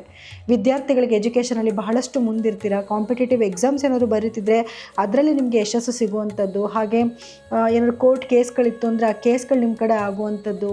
ಏನೇ ಕೆಲಸಕ್ಕೆ ಕೈ ಇಟ್ಟರು ಕೂಡ ಎಲ್ಲ ಕೆಲಸದಲ್ಲೂ ಕೂಡ ನಿಮ್ಗೆ ಯಶಸ್ಸು ಸಿಗುತ್ತೆ. ಮತ್ತು ಪ್ರಮೋಷನ್ ಸಿಗುವಂಥದ್ದು. ಉದ್ಯೋಗಸ್ಥರಿಗೆ ಕೆಲಸದಲ್ಲಿ ಸ್ವಲ್ಪ ಏನಾದರೂ ಕಿರಿಕಿರಿಗಳಿತ್ತು ಅಂದರೆ ಅದೆಲ್ಲ ಕ್ರಮೇಣ ಕಮ್ಮಿಯಾಗಿ ಅದರಲ್ಲಿ ನಿಮಗೆ ಯಶಸ್ಸು ಸಿಗುವಂಥದ್ದು. ಸ್ವಲ್ಪ ಮಾತಾಡೋಕ್ಕೆ ಧೈರ್ಯನೂ ಕೂಡ ತಗೊಂಡು ಇವಾಗ ಧೈರ್ಯವಾಗಿ ಒಂಚೂರು ಜನಗಳ ಮಧ್ಯದಲ್ಲಿ ಮಾತಾಡುವಂಥ ಪ್ರವೃತ್ತಿನೂ ಕೂಡ ನೀವು ರೂಢಿ ಮಾಡ್ಕೊತೀರಾ. ಹಾಗೆ ಸ್ಪಿರಿಚುವಲ್ ಟ್ರಾವೆಲ್ ಮಾಡುವಂಥದ್ದು, ದೇವಸ್ಥಾನಗಳಿಗೆ ಓಡಾಡುವಂಥದ್ದು, ಈ ರೀತಿ ಎಲ್ಲನೂ ಕೂಡ ಶುಭವಾದ ಒಂದು ಸಮಯ ಇದಾಗುತ್ತೆ. ಎಜುಕೇಷನಲ್ಲಿ ಮಕ್ಕಳು ಕೂಡ ಬಹಳಷ್ಟು ಮುಂದಿರ್ತೀರಾ. ಸೊ ಅದ್ಭುತವಾದ ಒಂದು ಸಮಯ. ಇನ್ನು ಆರೋಗ್ಯದ ವಿಷಯ ಅಂತ ನೋಡೋಕೆ ಬಂದರೆ ಆರೋಗ್ಯದಲ್ಲಿ ಅಂಥ ಮೇಜರ್ ಪ್ರಾಬ್ಲಮ್ಸ್ ಏನೂ ಕಾಣಿಸ್ತಾ ಇಲ್ಲ. ಏನಾದರೂ ಸಮಸ್ಯೆ ಬಂತು ಅಂದರೆ ಸ್ವಲ್ಪ ಕಾಲು ನೋವು ಬರುವಂಥದ್ದು ಅಥವಾ ಸ್ವಲ್ಪ ಬಾಡಿ ಪೇಯ್ನ್ ಬರುವಂಥದ್ದು, ಈ ಥರ ಸಣ್ಣ ಪುಟ್ಟ ಸಮಸ್ಯೆಗಳು ಬರುತ್ತೆ. ಸ್ವಲ್ಪ ರೆಸ್ಟ್ಲೆಸ್ ಫೀಲ್ ಆಗ್ತೀರಾ. ಸೊ ಅದಕ್ಕೆ ಸ್ವಲ್ಪ ನಿಯಮಿತವಾದ ಒಂದು ವ್ಯಾಯಾಮ ಮಾಡೋದು, ಮೆಡಿಟೇಷನ್ ಮಾಡೋದು, ಆಹಾರ ಕ್ರಮನ ಸರಿ ಮಾಡ್ಕೊಳ್ಳಿ. ಖಂಡಿತ ಅದರಿಂದನೂ ನೀವು ಈಚೆ ಬರ್ಬೋದು. ಇನ್ನು ಪರಿಹಾರವಾಗಿ ಏನು ಮಾಡ್ಕೊಬೇಕು ಅಂತಂದರೆ ಶುಕ್ರ ಗ್ರಹದ ಆರಾಧನೆ ಚೆನ್ನಾಗಿ ಮಾಡ್ಕೊಳ್ಳಿ. ಅಂದರೆ ಪ್ರತಿ ಶುಕ್ರವಾರ ಲಕ್ಷ್ಮೀ ದೇವಿಗೆ ಮಲ್ಲಿಗೆ ಹೂವಿನ ಒಂದು ಹಾಕಿ ಆರಾಧ್ಯ ಪೂಜೆ ಮಾಡ್ಕೊಳ್ಳಿ. ಹಾಗೆ ಗುರುವಾರ ಗುರುಗಳ ದೇವಸ್ಥಾನಕ್ಕೆ ಹೋಗಿ ಬನ್ನಿ. ಶನಿವಾರ ನಿಮ್ಮ ಕೈಲಿ ಸಾಧ್ಯ ಆದಷ್ಟು ಬಡವರಿಗೆ ಸ್ವಲ್ಪ ದಾನ ಧರ್ಮ ಮಾಡ್ಕೊಳ್ಳಿ. ಇದಿಷ್ಟು ಮಾಡಿಕೊಂಡ್ರೆ ಸಾಕು. ಈ ವಾರ ನಿಮಗೂ ಅದ್ಭುತವಾಗಿದೆ, ಇನ್ನಷ್ಟು ನಿಮಗೆ ನಿಮ್ಮ ಜೀವನದಲ್ಲಿ ಅದ್ಭುತವಾಗುತ್ತೆ. ಇನ್ನು ಯಾರೆಲ್ಲ ವೃಶ್ಚಿಕ ರಾಶಿನಲ್ಲಿ ಹುಟ್ಟಿರ್ತೀರಾ ಅವ್ರ ಫಲಗಳು ಹೇಗಿರುತ್ತೆ ಅಂತ ನೋಡಿದ್ರೆ, ಕೆಲವೊಂದು ಟೈಮಲ್ಲಿ ನೋಡೋಕ್ಕೋದ್ರೆ ವೃಶ್ಚಿಕ ರಾಶಿಯವರಿಗೆ ಟೈಮ್ ಚೆನ್ನಾಗಿಲ್ಲ ಅಂತ ಎಷ್ಟೋ ಜನ ಹೇಳ್ತಿರ್ಬೋದು. ಆದರೆ ಒಂದು ಲೆಕ್ಕಾಚಾರದಲ್ಲಿ ನೋಡೋಕ್ಕೋದ್ರೆ ನೋಡಿ, ವೃಶ್ಚಿಕ ರಾಶಿಯವರಿಗೆ ಸ್ವಲ್ಪ ರಿಲ್ಯಾಕ್ಸೇಷನ್ ತೊಗೊಳ್ಳುವಂಥ ಟೈಮ್. ಯಾಕೆಂದರೆ ನಿಮ್ಮ 2ನೇ ಭಾವಕ್ಕೆ ಗುರುವಿನ ಒಂದು ದೃಷ್ಟಿ ಬಿದ್ದಿದೆ, 12ನೇ ಭಾವಕ್ಕೆ ಗುರುವಿನ ದೃಷ್ಟಿ ಇದೆ, ಇದೇ ರೀತಿ ನಿಮ್ಮ 4ನೇ ಭಾವಕ್ಕೂ ಕೂಡ ಗುರುವಿನ ದೃಷ್ಟಿ ಇದೆ. ಸೊ ಇದರಿಂದ ಏನಾಗುತ್ತೆ, ನಿಮ್ಮ ತಾಯಿಯ ಆರೋಗ್ಯದಲ್ಲಿ ಸ್ವಲ್ಪ ಏರುಪೇರುಗಳಾದರೂ ಕೂಡ ಗುರುವಿನ ದೃಷ್ಟಿಯಿಂದ ಅದಕ್ಕೊಂದು ಪರಿಹಾರ ಸಿಗುವಂಥ ಟೈಮ್ ಆಗುತ್ತೆ. ಭೂಮಿ ವ್ಯವಹಾರದಲ್ಲಿ ಏನಾದರೂ ಸ್ವಲ್ಪ ಸಮಸ್ಯೆ ಬಂದಿದ್ರೆ ಅಥವಾ ಮನೆ ದುರಸ್ತಿ ಕಾರ್ಯಗಳು ಸ್ವಲ್ಪ ಬೇಗ ಆಗ್ತಿಲ್ಲ ಅಂತ ಅನ್ನುವಂಥದ್ದು, ಅಥವಾ ಸಕಾಲಕ್ಕೆ ದುಡ್ಡು ಒದಗ್ತಿಲ್ಲ ಅಂತ ಒದ್ದಾಡುವಂಥದ್ದು, ಈ ಎಲ್ಲ ಸಮಸ್ಯೆಗಳಿಗೂ ಕೂಡ ಗುರುವಿನ ಒಂದು ದೃಷ್ಟಿ ಇರೋದ್ರಿಂದ ಸ್ವಲ್ಪ ಆ ಸಮಸ್ಯೆಗಳಿಂದ ಈಚೆ ಕಡೆಗೆ ಬರ್ಬೋದು. ಇನ್ನು ಫಿನಾನ್ಷಿಯಲ್ ಸ್ಟೇಟಸಲ್ಲೂ ಅಷ್ಟೇ ನಿಮ್ಗೇನೇ ಅಡೆತಡೆಗಳು, ಯಾಕಂದರೆ ಖರ್ಚು ತುಂಬ ಜಾಸ್ತಿನೇ ಇರುತ್ತೆ. ಸೊ ಖರ್ಚು ಜಾಸ್ತಿ ಇದ್ದರೂ ಕೂಡ ಸಕಾಲಕ್ಕೆ ನಿಮ್ಗೆ ಎಲ್ಲೋ ಒಂದು ರೀತಿಯಲ್ಲಿ ಹಣದ ಅರಿವು ಬರುವಂಥದ್ದು. ಸೊ ಇವಾಗ ಏನಪ್ಪ ಮಾಡಲಿ ಅಂತ ಯೋಚನೆ ಮಾಡೋ ಟೈಮಲ್ಲಿ ಎಲ್ಲಿಂದನೋ ಒಂದು ಮೂಲದಿಂದ ನಿಮಗೆ ಹಣ ಸಿಗುವಂಥದ್ದು, ಅಥವಾ ಎಲ್ಲೋ ಒಂಚೂರು ಪ್ರಯತ್ನ ಪಟ್ಟರೆ ನಿಮ್ಗೆ ಹಣ ಸಿಕ್ಬಿಡುವಂಥದ್ದು, ಈ ರೀತಿ ಏನೋ ಒಂದು ನಿಮ್ಗೆ ಕಷ್ಟಕ್ಕೆ ಏನೋ ಒಂದು ಪರಿಹಾರ ಸಿಗುವಂಥ ಟೈಮ್ ಆಗುತ್ತೆ.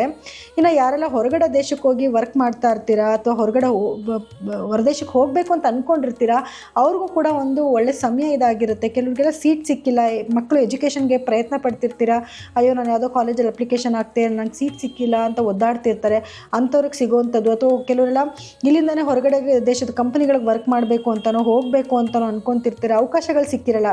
ಬಟ್ ಇವಾಗ ನೀವು ಸ್ವಲ್ಪ ಪ್ರಯತ್ನ ಪಟ್ಬಿಟ್ರೆ ಖಂಡಿತವಾಗ್ಲೂ ಸಿಗುತ್ತೆ. ಇನ್ನು ಆರೋಗ್ಯದ ವಿಷಯ ಅಂತ ಬಂದಾಗ ಶುಗರ್ ಏನಾದರೂ ಮೊದಲೇ ಇತ್ತು ಅಂದರೆ ಅದು ಜಾಸ್ತಿ ಆಗುವಂಥದ್ದು, ಅಥವಾ ಇವಾಗ ಏನಾದರೂ ಅದ್ರ ಸಿಂಪ್ಟಮ್ಸ್ ಕಾಣಿಸ್ಕೊಳ್ಳೋ ಚಾನ್ಸಸ್ ಇರುತ್ತೆ.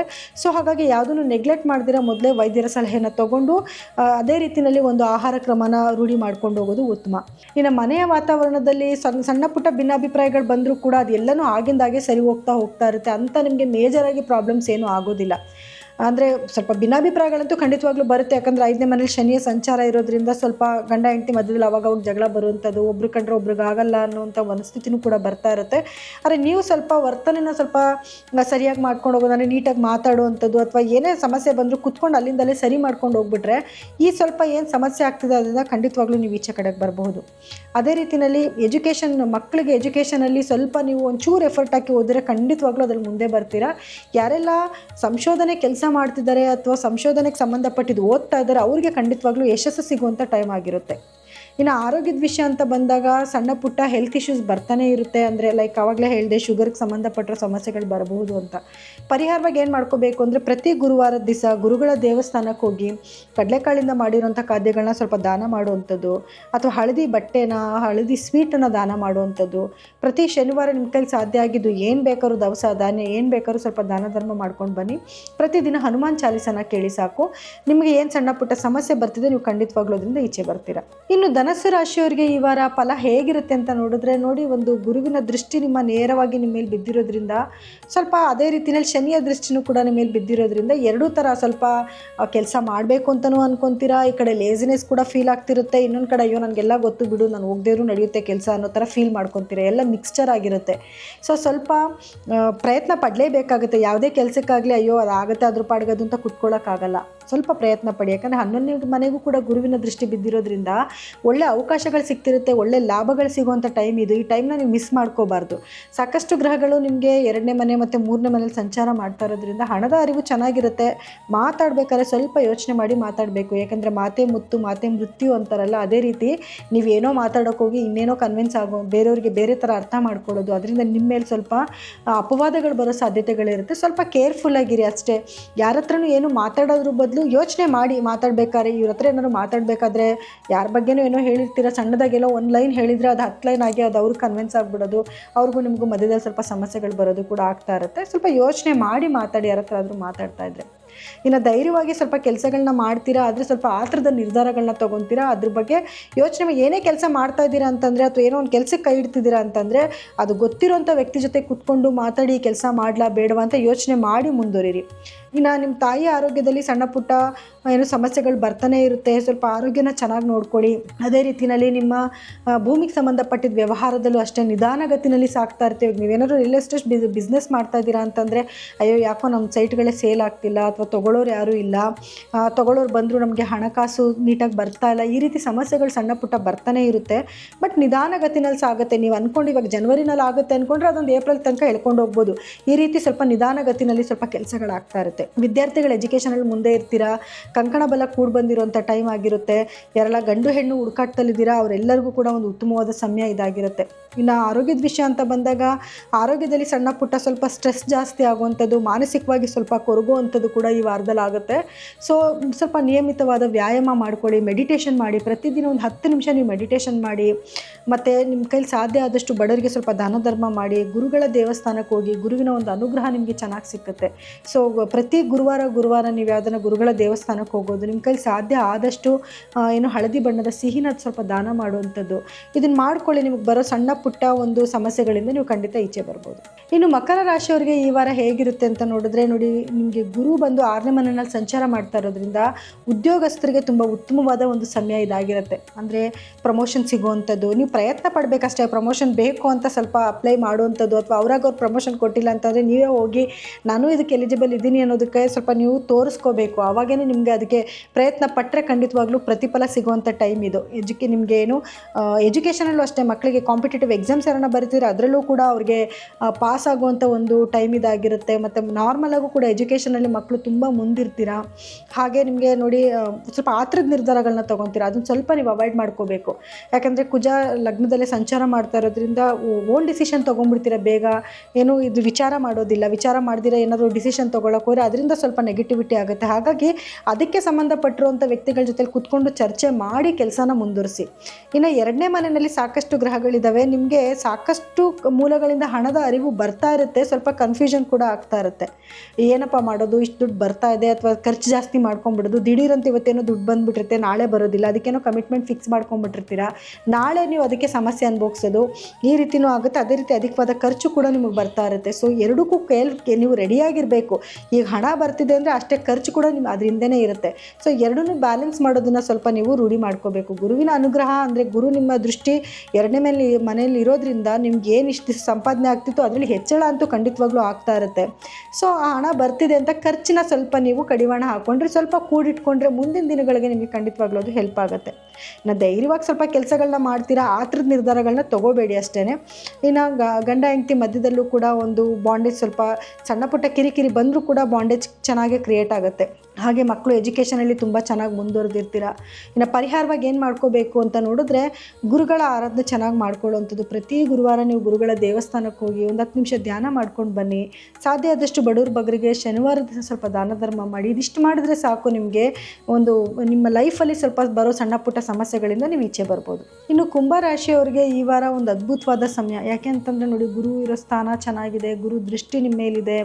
ಸೊ ಇದೆಲ್ಲ ಒಂದು ಅದೃಷ್ಟಕರವಾದ ಸಮಯ ಆಗಿರುತ್ತೆ. ಅಂದರೆ ನಿಮ್ಮ ರಾಶಾಧಿಪತಿನೂ 2ನೇ ಮನೆ ಅಂದರೆ ಧನಸ್ಥಾನದಲ್ಲಿರೋದ್ರಿಂದ ಹಣದ ಅರಿವು ತುಂಬ ಚೆನ್ನಾಗಿರುತ್ತೆ. ಸ್ವಲ್ಪ ನಿಮಗೆ ರೆಸ್ಟ್ಲೆಸ್ ಫೀಲ್ ಆಗ್ಬೋದು. ಯಾಕಂದರೆ ಸಾಕಷ್ಟು ಗ್ರಹಗಳು ನಿಮ್ಮ ಮನೆಯಲ್ಲೇ ಸಂಚಾರ ಮಾಡ್ತಾ ಇರೋದ್ರಿಂದ ಸ್ವಲ್ಪ ರೆಸ್ಟ್ಲೆಸ್ ಫೀಲ್ ಆಗೋದು. ಅಂದರೆ ಕೆಲಸದ ಒತ್ತಡ ನಿಮಗೆ ಜಾಸ್ತಿ ಆಗ್ತಾ ಇರುತ್ತೆ. ಯಾವ ಕೆಲಸ ಮಾಡಲಿ, ಯಾವ್ದು ಬಿಡಲಿ, ಇಷ್ಟೊಂದೆಲ್ಲ ಆಪರ್ಚುನಿಟೀಸ್ ಬರ್ತಾ ಇದೆ, ನಾನು ಏನು ಮಾಡಲಿ ಅನ್ನೋ ಥರ ಕೂಡ ಆಗ್ತಾ ಇರುತ್ತೆ.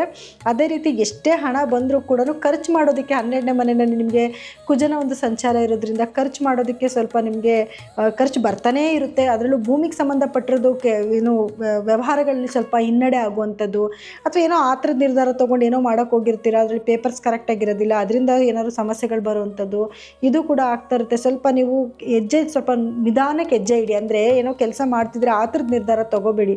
ಕೆಲಸ ಮಾಡಬೇಕಾ ಬೇಡವಾ ಅದ್ರ ಬಗ್ಗೆ ಸ್ವಲ್ಪ ವಿಚಾರ ಮಾಡಿಕೊಂಡು ಮುಂದುವರಿರಿ. ಮತ್ತು ಗುರುವಿನ ಒಂದು ಸ್ಥಾನಮಾನ ಚೆನ್ನಾಗಿರೋದ್ರಿಂದ ಗುರುಗಳ ಅನುಗ್ರಹ ತುಂಬ ಚೆನ್ನಾಗಿರುತ್ತೆ. ಯಾರೆಲ್ಲ ಪ್ರೇಮಿಗಳಿದ್ದೀರಾ ಅವ್ರ ಜೀವನದಲ್ಲಿ ಚೆನ್ನಾಗಿರುತ್ತೆ. ಗಂಡ ಹೆಂಡತಿ ಮಧ್ಯದಲ್ಲಿ, ಯಾಕಂದರೆ ಕೇತು ಸಂಚಾರ ಇರೋದ್ರಿಂದ ಸಣ್ಣ ಪುಟ್ಟ ಭಿನ್ನಾಭಿಪ್ರಾಯ ಬರ್ತಾನೆ ಇರುತ್ತೆ. ಬಂದರೂ ಕೂಡ ಗುರುವಿನ ಒಂದು ಅನುಗ್ರಹದಿಂದ ಅದು ಅಲ್ಲಲ್ಲಿಗೆ ಸರಿ ಹೋಗುವಂಥದ್ದು, ಬಾಂಡೇಜ್ ಚೆನ್ನಾಗಿ ಆಗುವಂಥದ್ದು, ಅಭಿಪ್ರಾಯಗಳು ಏನು ಹೆಚ್ಚು ಕಮ್ಮಿ ಆಗ್ತಾಯಿದ್ರು ಕೂಡ ಅದು ಅಲ್ಲಿಂದಲೇ ಸರಿ ಮಾಡ್ಕೊಂಡು ಹೋಗುವಂಥ ಟೈಮ್ ಇದಾಗಿರುತ್ತೆ. ಇನ್ನು ಆರೋಗ್ಯದ ವಿಷಯ ಅಂತ ಬಂದಾಗ ಸ್ವಲ್ಪ ಸ್ಟಮಕ್ ಇನ್ಫೆಕ್ಷನ್ ಆಗುವಂಥದ್ದು, ಅಥವಾ ಸ್ಕಿನ್ ಡಿಸೀಸ್ ಬರುವಂಥದ್ದು, ಅಥವಾ ಬ್ಲಡ್ಗೆ ಸಂಬಂಧಪಟ್ಟಿರೋ ಸಮಸ್ಯೆಗಳು ಬರೋದು, ನರಕ್ಕೆ ಸಂಬಂಧಪಟ್ಟಿರೋ ಸಮಸ್ಯೆಗಳು ಕೂಡ ನಿಮ್ಮನ್ನು ಕಾಡುತ್ತೆ. ಸೊ ಸಕಾಲಕ್ಕೆ ವೈದ್ಯರ ಸಲಹೆ ತಗೊಳ್ಳೋದು ತುಂಬ ಮುಖ್ಯ ಆಗುತ್ತೆ. ಇನ್ನು ಪರಿಹಾರವಾಗಿ ಈ ವಾರ ಏನು ಮಾಡ್ಕೊಬೇಕು ಅಂತ ನೋಡಿದ್ರೆ, ನೋಡಿ, ಮೊದಲನೇದಾಗಿ ನೀವು ಪ್ರತಿ ಶನಿವಾರ ಏನಾದರೂ ದಾನ ಧರ್ಮ ಮಾಡುವಂಥದ್ದು, ಗುರುಗಳ ಆರಾಧನೆ ಜಾಸ್ತಿ ಮಾಡುವಂಥದ್ದು, ಇದಿಷ್ಟನ್ನು ಮಾಡಿಕೊಂಡ್ರೆ ಸಾಕು, ನಿಮಗೆ ಏನೇ ಸಮಸ್ಯೆ ಬಂದರೂ ಸಮಸ್ಯೆಯಿಂದ ನೀವು ಈಚೆ ಬರ್ಬೋದು. ಇನ್ನು ಮೀನ ರಾಶಿಯವರಿಗೆ ಈ ವಾರ ಹೇಗಿರುತ್ತೆ ಅಂತ ನೋಡಿದ್ರೆ, ನೋಡಿ, ಸಾಕಷ್ಟು ಗ್ರಹಗಳು ನಿಮ್ಮ 12ನೇ ಮನೇಲಿ ಸಂಚಾರ ಮಾಡ್ತಿದೆ. ಅನ್ಕೊತೀರ ಆಗಲೇ 12ನೇ ಮನೇಲಿ ಇಷ್ಟು ಗ್ರಹಗಳು ಸಂಚಾರ ಮಾಡ್ತಿದೆ, ಇನ್ನು ಮುಗೀತು ಕತೆ, ಚೆನ್ನಾಗಿ ನನಗೆ ಖರ್ಚಾಗ್ಬಿಡುತ್ತೆ, ಹಣ ಉಳಿತಾಯನೇ ಆಗೋದಿಲ್ಲ, ನಾನೇನು ಮಾಡಲಿ ಅಂತ ಯೋಚನೆ ಮಾಡ್ಬೋದು. ಆದರೆ ಅದರಲ್ಲಿ ಒಂದು ಪಾಸಿಟಿವ್ ಕೂಡ ಇದೆ. ಏನಂತಂದರೆ, ಗುರುವಿನ ದೃಷ್ಟಿ ನಿಮ್ಮ 12ನೇ ಮನೆ ಮೇಲೆ ಬೀಳ್ತಿರೋದ್ರಿಂದ ಯಾರೆಲ್ಲ ಹೊರಗಡೆ ದೇಶಕ್ಕೆ ಹೋಗಬೇಕು ಅಂತ ಅಂದ್ಕೊಂಡಿದ್ರೆ, ಅಥವಾ ಔಟ್ ಆಫ್ ಕಂಟ್ರಿಯಿಂದ ಏನಾದರೂ ನಿಮಗೆ ಹಣದ ಅರಿವು ಬರ್ತಿದೆ ಅಂದರೆ ಅದರಲ್ಲಿ ನಿಮಗೆ ಡೆವಲಪ್ಮೆಂಟ್ ಆಗುತ್ತೆ. ಅದರಿಂದ ತುಂಬ ಲಾಭನ ತೊಗೊಳ್ಳೋವಂಥ ಟೈಮ್ ಕೂಡ ಆಗಿರುತ್ತೆ. ಸೊ ಹೊರಗಡೆ ದೇಶಕ್ಕೆ ಹೋಗಬೇಕು ಅಂತ ಪ್ರಯತ್ನ ಪಡೋರು, ಎಜುಕೇಷನ್ಗೋಸ್ಕರ ಆಗಿರ್ಬೋದು, ಉದ್ಯೋಗಕ್ಕೋಸ್ಕರ ಆಗಿರ್ಬೋದು, ಅಥವಾ ಇಲ್ಲಿಂದನೇ ಆ ಕಂಪ್ನಿಗಳಿಗೆ ವರ್ಕ್ ಮಾಡ್ತಿರೋರಿಗೆ ಒಂದು ಅದ್ಭುತವಾದ ಸಮಯ ಇದಾಗಿರುತ್ತೆ. ಇನ್ನು ಶನಿ ಕೂಡ ಲಗ್ನದಲ್ಲೇ ಸಂಚಾರ ಮಾಡ್ತಿರೋದ್ರಿಂದ ಸ್ವಲ್ಪ ಲೇಸಿನೆಸ್ ಫೀಲ್ ಮಾಡ್ತೀರಾ. ನೋಡಿ, ನಿಮ್ಮ 10ನೇ ಭಾವಕ್ಕೆ ಗುರು ದೃಷ್ಟಿ, ಶನಿ ದೃಷ್ಟಿ ಎರಡೂ ಬೀಳ್ತಾ ಇರೋದ್ರಿಂದ ಒಂದು ದಿವಸ ಲಾಭ ಚೆನ್ನಾಗಾಗುತ್ತೆ, ಒಂದು ದಿವಸ ಏನೂ ಇರೋದೇ ಇಲ್ಲ. ಈ ರೀತಿಯೂ ಕೂಡ ವೇರಿಯೇಷನ್ಸ್ ಆಗ್ತಾನೇ ಇರುತ್ತೆ. ಸೊ ನೀವು ಕಂಗಾಲು ಪಡೋವಂಥದ್ದೇನು ಅವಶ್ಯಕತೆ ಇಲ್ಲ. ಆಗ್ತಾಯಿದ್ರೂ ಕೂಡ ನೀವು ಏನು ಈ ಥರ ಒಳ್ಳೆಯದು ಕೂಡ ಆಗ್ತಿರುತ್ತೆ, ಕೆಟ್ಟದ್ದು ಕೂಡ ಆಗ್ತಿರುತ್ತೆ. ಬ್ಯಾಲೆನ್ಸ್ ಮಾಡಬೇಕು. ಸ್ವಲ್ಪ ಖರ್ಚು ಮಾಡ್ತಾ ಇರ್ಬೇಕಾದ್ರೆ ಯೋಚನೆ ಮಾಡಿ ಖರ್ಚು ಮಾಡಿ. ಯಾಕಂದರೆ ಆಲ್ರೆಡಿ ನಿಮಗೆ ಖರ್ಚು ಅನ್ನೋದು ರೆಡಿಯಾಗಿರೋದ್ರಿಂದ ನೀವೇನೋ ಹೊಸ ವಸ್ತುಗಳನ್ನ ತೊಗೋಬೇಕು ಅಥವಾ ಏನಾದರೂ ಹೊಸ ಪ್ಲ್ಯಾನಿಂಗ್ಸ್ ಮಾಡ್ತಾ ಇದ್ದೀರಾ ಅಂತಂದರೆ ಸ್ವಲ್ಪ ಯೋಚನೆ ಮಾಡಿ ಮುಂದುವರಿಯೋದು ಒಳ್ಳೆಯದು. ಯಾಕಂದರೆ ಆರೋಗ್ಯದಲ್ಲೂ ಸ್ವಲ್ಪ ಸಣ್ಣ ಪುಟ್ಟ ಏರುಪೇರುಗಳು ಆಗ್ತಾ ಇರುತ್ತೆ. ಅಂದರೆ ಸ್ವಲ್ಪ ರೆಸ್ಟ್ಲೆಸ್ ಫೀಲ್ ಆಗುವಂಥದ್ದು, ನಿದ್ದೆ ಸರಿಗೆ ಬರೋದಿಲ್ಲ, ಇದರಿಂದ ಸ್ವಲ್ಪ ಆಯಾಸ ಆಗುವಂಥದ್ದು, ಈ ರೀತಿ ಸಮಸ್ಯೆಗಳು ಬರ್ತಾನೆ ಇರುತ್ತೆ ನಿಮಗೆ. ಸೊ ಹಾಗಾಗಿ ನೀವು ಪ್ರತಿದಿನ ಸ್ವಲ್ಪ ಮೆಡಿಟೇಷನ್ ಮಾಡಿ, ವ್ಯಾಯಾಮ ಮಾಡಿ, ಆಹಾರ ಕ್ರಮನ ಸರಿ ಮಾಡ್ಕೊಳ್ಳಿ. ಜಾಸ್ತಿ ಯೋಚನೆ ಮಾಡ್ದಿರಾ ಸ್ವಲ್ಪ ಚೆನ್ನಾಗಿ ನೆಮ್ಮದಿಯಾಗಿ ನಿದ್ದೆ ಮಾಡೋದ್ರ ಕಡೆ ಸ್ವಲ್ಪ ಗಮನ ಕೊಡಿ. ಸೊ ಇದು ಸ್ವಲ್ಪ ನಿಮ್ಮ ಜೀವನದಲ್ಲಿ ನಿಮ್ಮ ಆರೋಗ್ಯ ಚೆನ್ನಾಗಿದ್ರೇ ನೀವು ಎಲ್ಲ ದುಡಿದು ಸಂಪಾದನೆ ಮಾಡಿ ಮುಂದುವರಿಯೋಕ್ಕಾಗುವಂಥದ್ದು. ನೆಗೆಟಿವಿಟಿ ಬರ್ತಾ ಇರುತ್ತೆ, ಹೋಗ್ತಾ ಇರುತ್ತೆ, ಮತ್ತು ಅದು ಕೂಡ ಸರಿನೂ ಹೋಗ್ಬಿಡುತ್ತೆ. ಪರಿಹಾರ ಏನು ಮಾಡ್ಕೊಬೇಕು ಅಂದರೆ ಮುಖ್ಯವಾಗಿ ಪ್ರತಿದಿನ ಗುರುಗಳ ಆರಾಧನೆ ಮಾಡಿ, ಗುರುಗಳ ದೇವಸ್ಥಾನಕ್ಕೆ ವಾರಕ್ಕೊಂದು ಸತಿನಾದರೂ ಹೋಗ್ಬಿಟ್ಟು ಬನ್ನಿ. ನಿಮ್ಮ ಕೈಲಿ ಸಾಧ್ಯ ಆದಷ್ಟು ಬಡವರಿಗೆ ಸ್ವಲ್ಪ ದಾನ ಧರ್ಮನ ಮಾಡಿ. ಇದಿಷ್ಟು ಮಾಡಿಕೊಂಡ್ರೆ ನಿಮಗೆ ಏನು ಸಣ್ಣ ಪುಟ್ಟ ನೆಗೆಟಿವಿಟಿ ಆಗ್ತಿದೆ ಖಂಡಿತವಾಗ್ಲೂ ಅದರಿಂದ ನೀವು ಈಚೆ ಬರ್ಬೋದು. ಇನ್ನು ಇಲ್ಲಿವರೆಗೂ ಹೇಳಿರೋಂಥ ಫಲಗಳು ಸಾಧಾರಣ ಫಲಗಳಾಗಿದ್ದು, ನಿಮ್ಮ ವೈಯಕ್ತಿಕ ಜಾತಕನ ಒಂದು ಸತಿ ತೋರಿಸ್ಕೋಬೇಕಾಗತ್ತೆ. ಯಾಕೆ ಅಂತಂದರೆ ಅದರಲ್ಲಿ ನಡೆಯುವಂಥ ದಶಭುಕ್ತಿಗಳು ಬೇರೆ ಆಗಿರುತ್ತೆ, ಗ್ರಹಗಳ ಅಲೈನ್ಮೆಂಟ್ ಬೇರೆ ಆಗಿರುತ್ತೆ. ಇದರಿಂದ ಫಲಗಳಲ್ಲಿ ಸ್ವಲ್ಪ ವ್ಯತ್ಯಾಸ ಕೂಡ ಆಗ್ತಾ ಇರುತ್ತೆ. ಸೊ ನಿಮ್ಮ ವೈಯಕ್ತಿಕ ಜಾತಕನ ಏನಾದ್ರು ತೋರಿಸ್ಕೊಬೇಕು ಅಂತಂದರೆ ನಮ್ಮ ನಂಬರ್ಗೆ ನೀವು ಕರೆ ಮಾಡಿ ಅಪಾಯಿಂಟ್ಮೆಂಟ್ನ ಫಿಕ್ಸ್ ಮಾಡ್ಕೋಬಹುದು. ಇನ್ನು ಇದಾಗಿತ್ತು ಈ ವಾರದ ಫಲಾನುಫಲಗಳು. ಇನ್ನು ಮುಂದಿನ ವಾರದ ಫಲಾನುಫಲ ಹೇಳೋದಕ್ಕೆ ನಾನು ಮತ್ತೆ ಬರ್ತೀನಿ. ಎಲ್ಲರಿಗೂ ಕೂಡ ನನ್ನ ಧನ್ಯವಾದಗಳು.